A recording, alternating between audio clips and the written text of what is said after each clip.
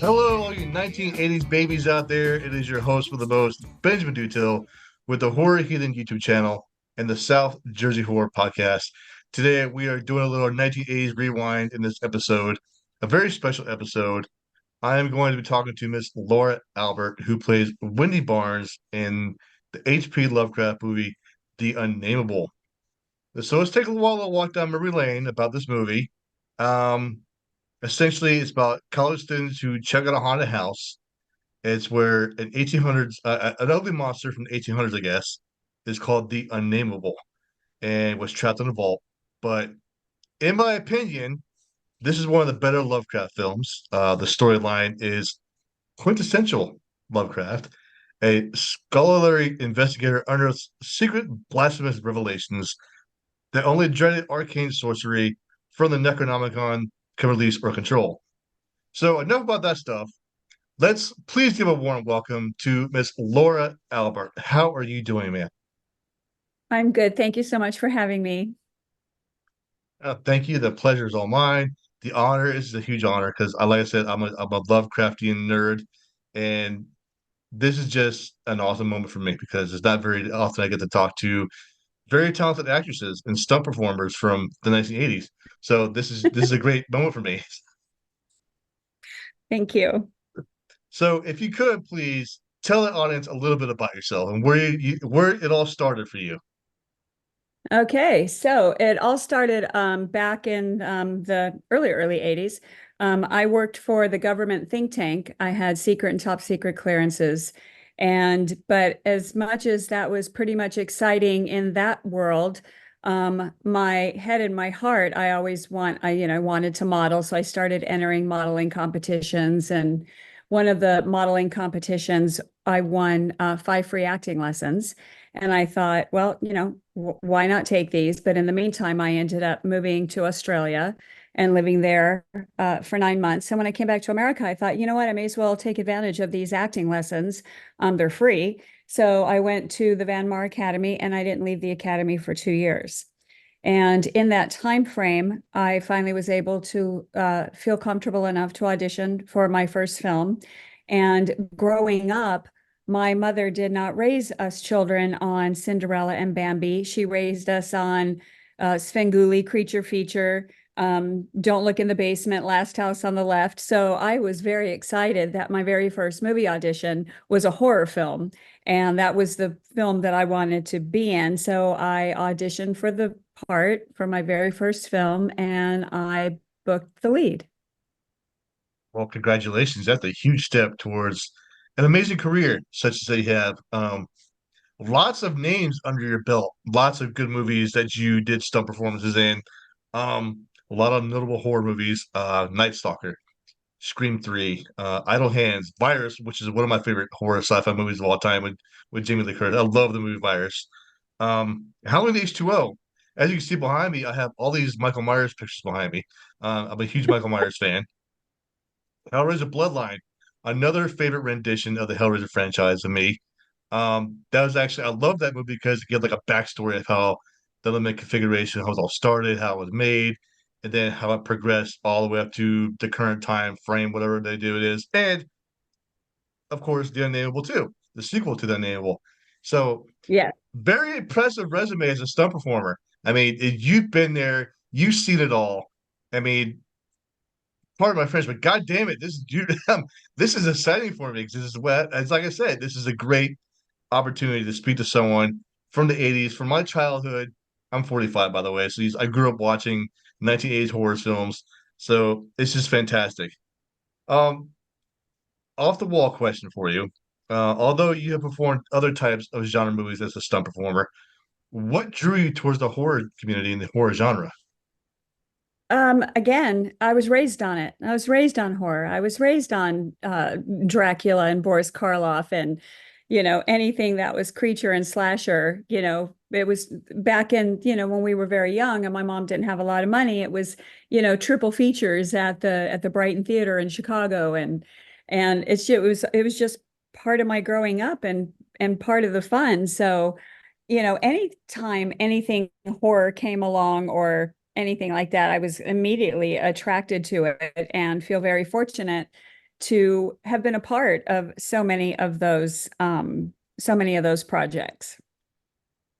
So going back a little bit, you said you worked at a government think tank. Is that like something you can't talk about, or can you give those specifics about what that is all Yeah, about? no, I mean, now you can. I had secret and top secret clearances, and I worked for the Advanced Strategic and Technical Warfare Division, a Tactical Warfare Division.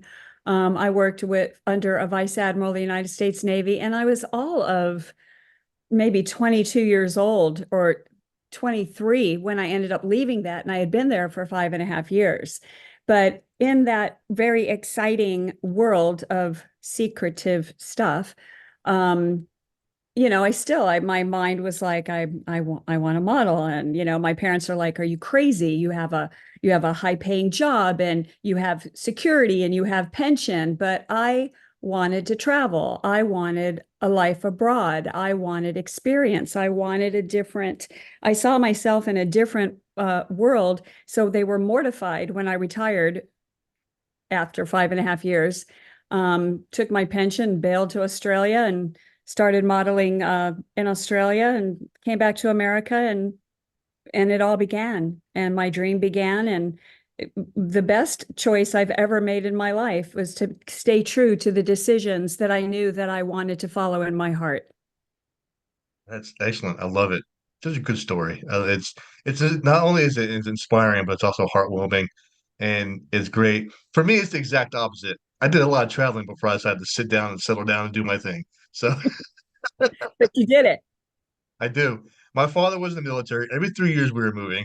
So, and then I joined the military and I started moving around a lot. And I'm like, you know what? I'm done. I can't take this anymore. So I finally decided to settle down in New Jersey, where I pretty much was raised most of my life. And now I work for the federal government for for the DoD. That is hilarious. I have many letters from the Department of Defense, thanking me for putting on the nuclear strategy summer study conferences. So we travel in the same circles. I'm done traveling. I'm done moving. I'm done. I spent too much money traveling. I mean, Christ's sake. I mean, like when I was in the military, it's like every 4 years I was going somewhere else. I'm like, you know what? I'm done. Hey, I did. listen, if I'm not going somewhere every 4 months, I'm not happy. I gave the military 15 years of my life. I'm done. So anyway, so you portrayed Wendy Barnes in the movie. I'm still trying to figure out H.P. Lovecraft films are so hard to decipher these days.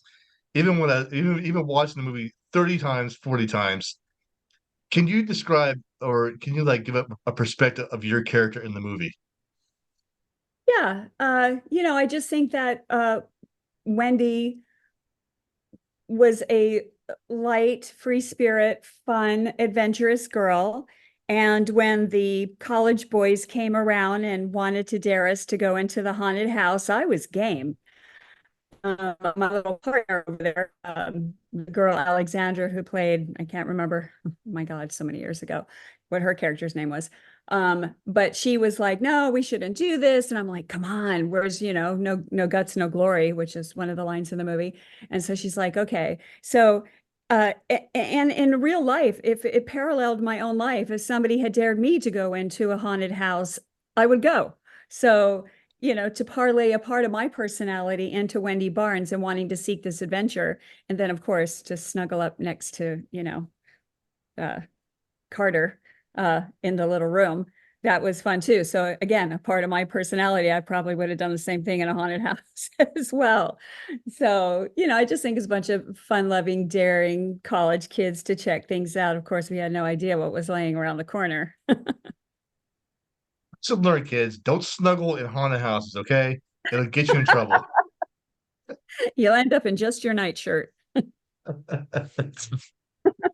So besides about what I said about the movie, the quick synopsis that I gave, what's your take on it? Like, could you give us like a firsthand point of view about the movie, like where it was filmed, what you had to go through, life on set, etc.? Yeah, I mean, you know, I, gosh, I mean, we're talking 30 something years ago, so I don't remember the exact location. I do know that it was shot in around the greater Los Angeles vicinity. Um, for the most part, almost all of it was done on a soundstage. And I just love the beautiful darkness and the creepiness of the sets. And um, I loved everybody I worked with. I had a really great connection with everybody. We got along really well. Very, very great crew, great cast. Um, it was just, I don't know, and it being my first film ever, it was everything that I thought it would be. It was I remember the very first scene I shot, and I remember standing there holding the books in my hand, waiting for the director to call action. And I'm thinking in my head, "Oh my God, this is it! I'm about to do my very first scene." So, and it was light and it was fun. And Wendy was very cheeky with Carter, like, "Stop following me! I told you to leave me alone." Oh yeah, it wasn't Carter that I had sex with. I think that might have been the other guy. Um, yeah, it's all coming back to me now. Um, yeah, it was just a lot of fun and a lot of, clearly up my alley because I had no stunt double for any of the rough scenes. I did them all myself. I'm very action oriented. So all the scrapes and cuts and bruises that I got in the film were great. That just went that worked for me. I was happy to do my own thing. So was that like your indication, like, oh, scrapes and bruises? I want to be a stunt performer now. It actually ended up that way, after a few years of being in the business. And there was one movie in particular I did called Blood Games, and it was the first, actually it was maybe it had been the second movie I did that I had a stunt double.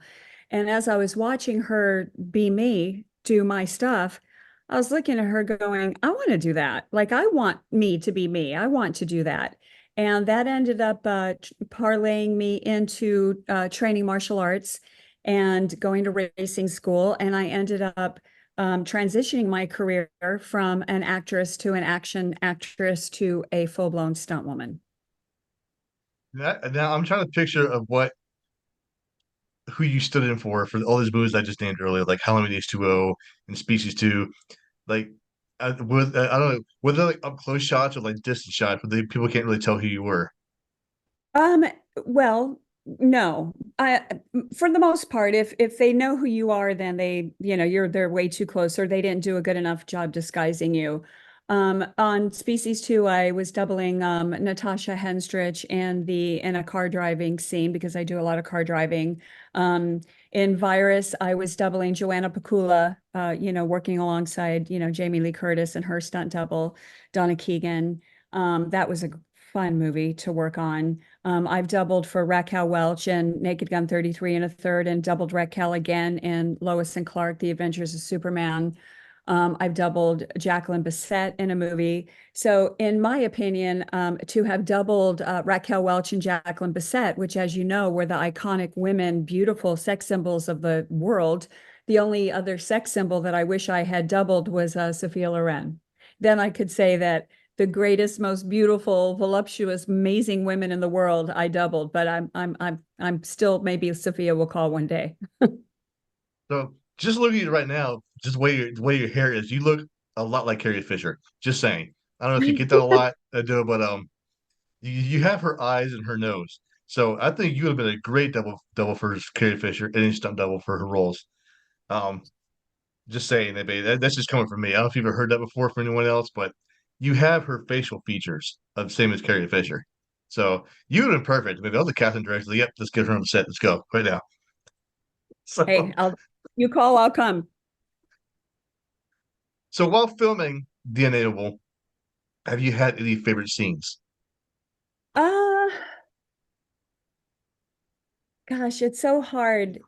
The only scene that I think that probably wasn't my favorite when I look back at it that I laugh at now, I was so young and new, and it was my first film, was my feigning scene when I finally escape after seeing, my guy's head ripped off his face or whatever.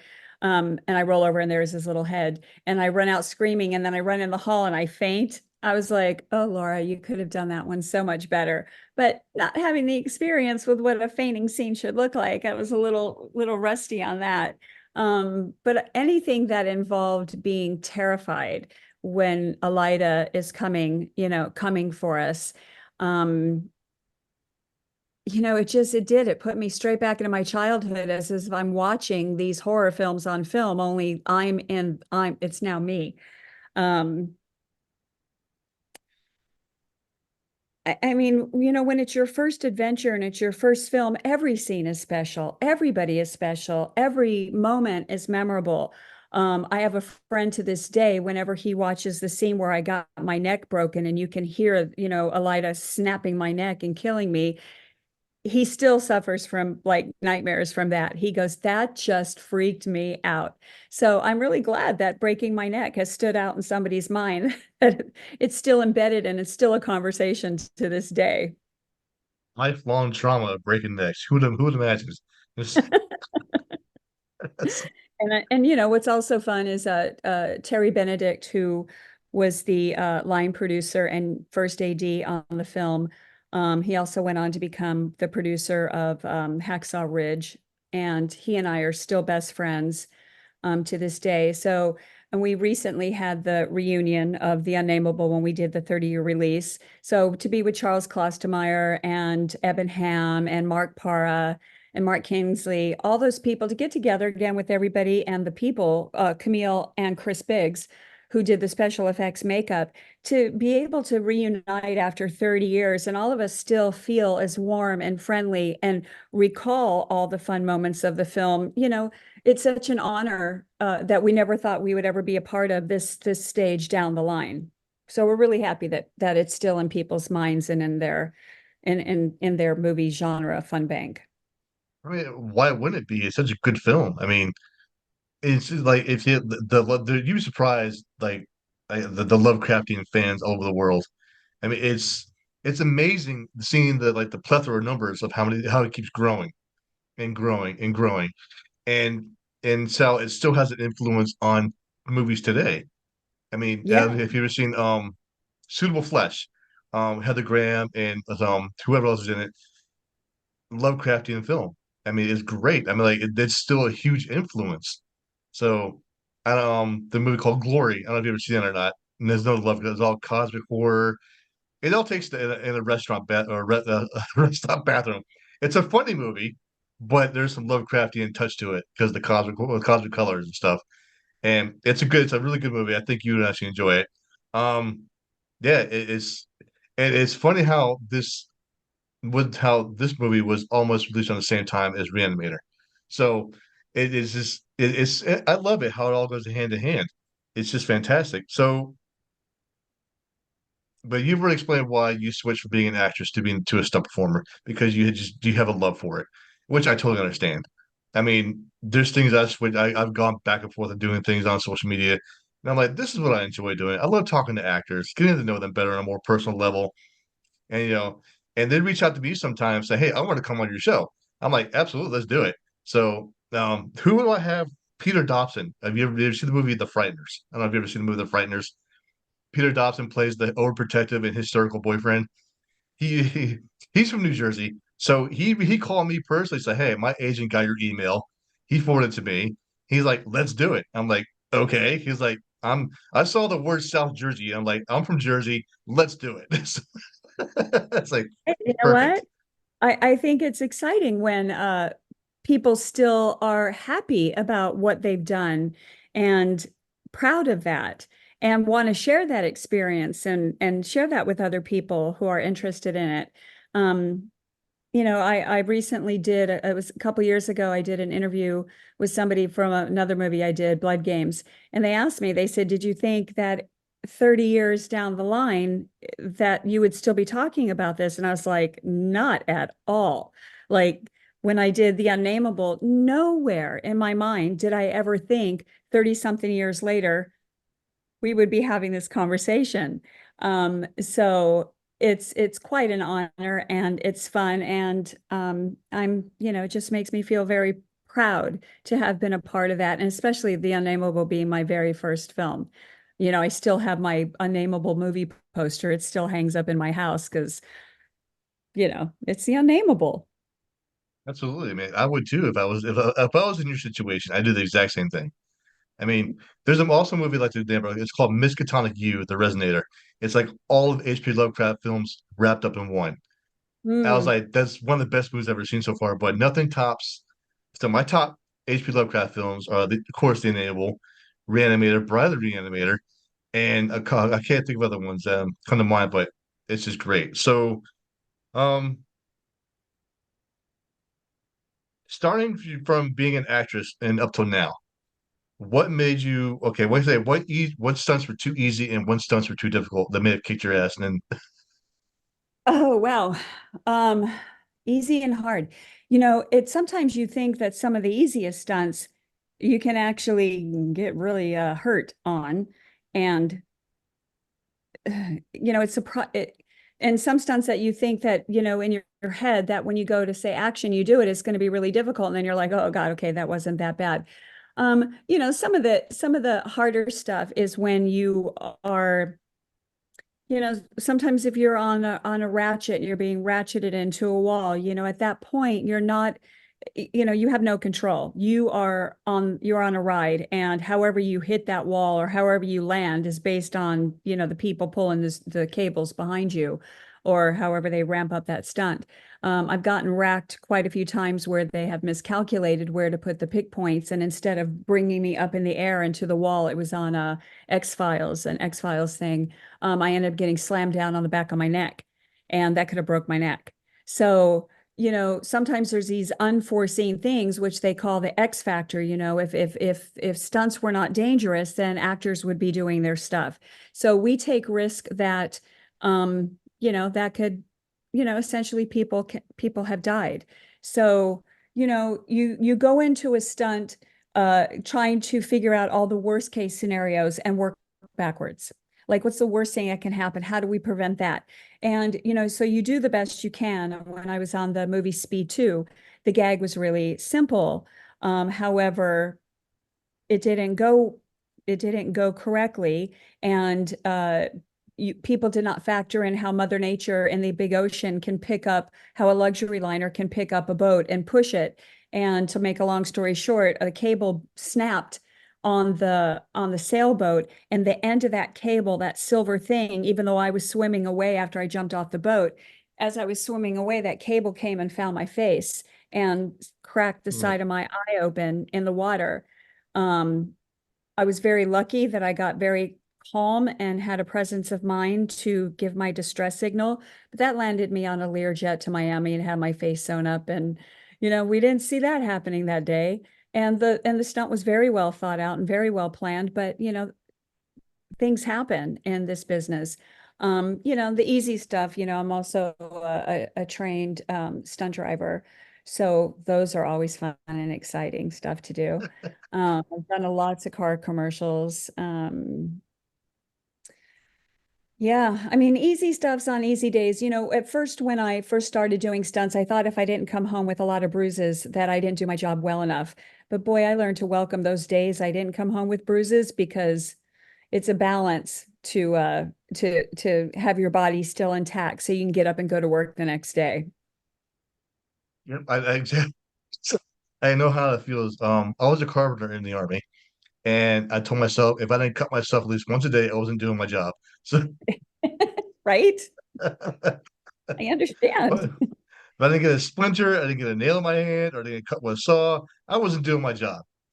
But aside of all that, are you a fan of H.P. Lovecraft and the influence that it has on cosmic horror? I am. I mean, I'll be honest with you, prior to doing the Unnamable, I had no idea about H.P. Lovecraft because I was just off in the modeling world, and I was a swim and gym wear model in Australia. And so my mind was in a completely different place. However, once I got that first film and I began to understand the following of people who loved H.P. Lovecraft, then it opened my eyes to that whole genre. And I was like, wow, he has a huge following and they love him. And anytime that people would speak about the Unnamable or H.P. Lovecraft, I think I was often surprised at the wide range of uh, intellects, so to speak, that were H.P. Lovecraft followers. So that was educational for me to go, oh, I'm really part of something cool. Absolutely. I mean, um, I'd like to be a part of something cool like that one of these days. So fingers crossed. And what your resume says it all. You've seen a lot in your career, and you're still going, which is fantastic. You had that commitment. You had that level of commitment, saying, "I'm never giving up." And I'm the same way. I'm probably doing podcasts till at least until I'm 90 years old. I have no idea. So it doesn't really matter to me because it's something we both enjoy doing. And Yeah. damn, I mean, I can't fathom the idea of what it's like being a stunt performer. I mean, the stuff that I've done in the military overseas in Afghanistan doesn't compare to what you've done as a stunt performer.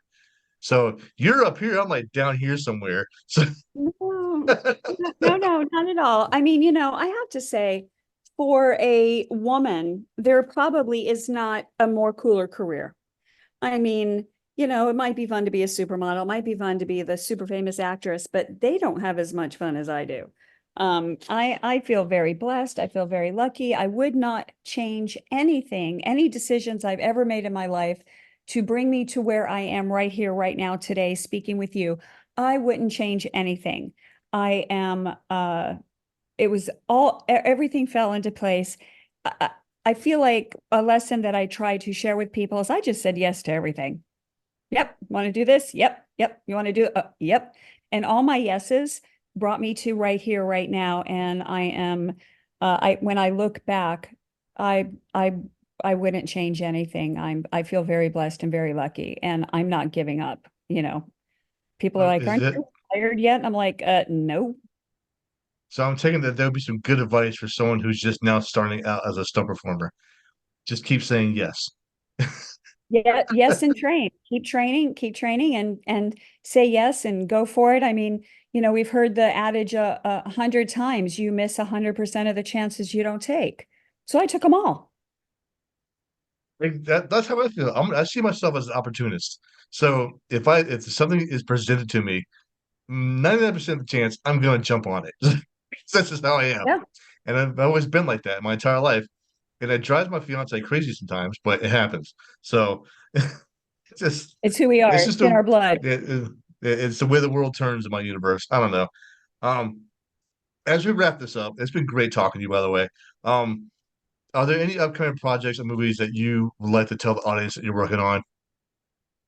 Yeah, I just finished up 5 years on Magnum PI in Hawaii, and that was so much fun to work on. Of course, nobody ever felt sorry for me because I've been working in Hawaii for 5 years, and was on Hawaii 5-0 out there. And of course, the strike happened. And then I got called from Hawaii, another show in Hawaii that I'm currently casting stunt actors on for Rescue High Surf. That is going to be a new Fox project. So when that starts to air, that's going to be a really, really fun show, because all the excitement on the North Shore with the big waves and the lifeguards. It's really good storytelling. The scripts are so easy to read. It's a John Wells project. And if you know John Wells, everything John Wells does turns to gold. ER, Shameless, West Wing. I mean, he's just so fantastic. So I'm really looking forward to a very successful season with Rescue High Surf. And yeah, so that's what's on the books right now. And again, when that ends, the next project that comes along, I'll be saying yes again. I can relate to that as well. I lived in Hawaii as a kid for 4 years, and Hawaii is very beautiful, but also very expensive. Just It's very expensive. It's very expensive. So the good news was they're letting me cast all the stunt actors from Los Angeles. So I'm like, oh good, I get to save some money. Because when I'm on the island, it's like it's expensive. So to be able to stay working with all my people and all my old crew from the Magnum and 5-0 days, which is just last year, and to be able to stay home and have a little bit of just keeping on. I will just keep, I will quit the business before it quits me. That's the way it'll happen, and I'm not quitting anytime soon. For that, people coming up, good advice from an awesome woman. Okay, just keep your ears open and listen to what she has to say. So it's coming from a seasoned stunt performer, you cannot get this any advice anywhere else. So write this shut down, plug it into your ears, take memo notes everywhere. Do what you got to do to memorize all this crap, okay? Because in the end, it's gonna be worth it. So unfortunately, we're out of time, and this has been a great interview talking to you. I had a lot of fun speaking to you about your role on Unnamable, and damn it, I wish I could see you in more movies. And but I'll be keeping an eye out for the two shows you just talked about. And I wish you nothing but the best in your career, a prosperous future. Thank you. And it's been great talking to you. You too. Thank you so much for having me on and giving me the opportunity to relive those fun moments and fun memories with the thing that got me started was the Unnamable. Are you kidding me? When you agreed to do this, I was doing cartwheels down my hallway. Just saying. That's a happy. Well, let's just hope H.P. Lovecraft will live on. Oh, I have a good feeling that he will. So, ladies and gentlemen, boys and girls, new stunt performers everywhere. The beautiful, the talented, and always the great Laura Albert. Thank you so much, and I will see you on the big screen.